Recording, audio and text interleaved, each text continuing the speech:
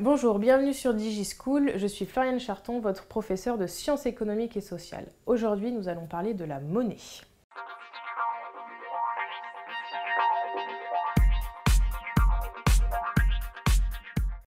Avant la monnaie, existait un autre fonctionnement pour les échanges. Lorsqu'on souhaitait échanger un bien, il fallait tout simplement échanger contre un autre bien ou un autre service. C'est-à-dire, on pouvait échanger une robe contre 3 paires de chaussettes, ou 3 paires de chaussettes contre un vélo, ou un vélo contre une machine à laver, etc.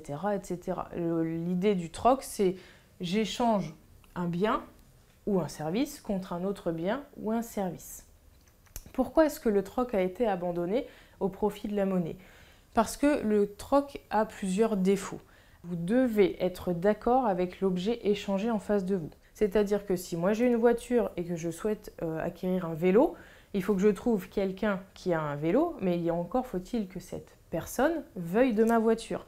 C'est ce qu'on appelle en fait la double coïncidence des désirs.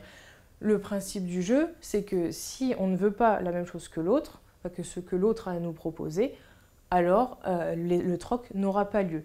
Le défaut dans tout ça, c'est que ça prend beaucoup de temps et qu'il faut aussi pouvoir être suffisamment mobile pour rencontrer un certain nombre de personnes.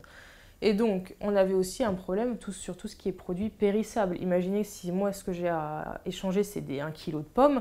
Mes pommes, elles ne vont pas attendre 6 mois que je trouve quelqu'un qui soit intéressé.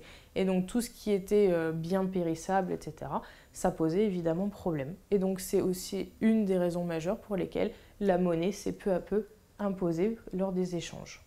Alors, la définition de la monnaie, c'est ce qu'on appelle un instrument de paiement qui est accepté par l'ensemble des membres d'un groupe ou d'une société. Ça peut être un pays, on sait maintenant, vous le savez, je pense que ça peut être plusieurs pays qui ont la même monnaie. Quoi qu'il en soit, là, le terme qui est important, c'est accepté par tous, d'accord? Si moi je vous fournis un billet de ma confection, même si je dessine très très bien et que je vous reproduis un billet de 20 €, il y a de fortes chances que vous ne l'acceptiez pas parce que vous n'allez pas le valider, on va dire. Ça va pour vous, vous n'allez pas accepter ma monnaie à moi.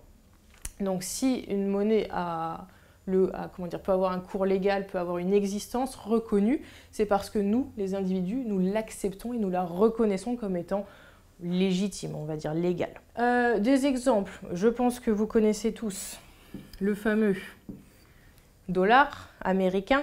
Donc le dollar, juste pour la petite anecdote, vous avez le droit de me mettre 1 ou 2 barres, c'est comme vous voulez. Donc le dollar américain, j'espère que vous connaissez tous le fameux euro. Alors là pour le coup il y a 2 barres.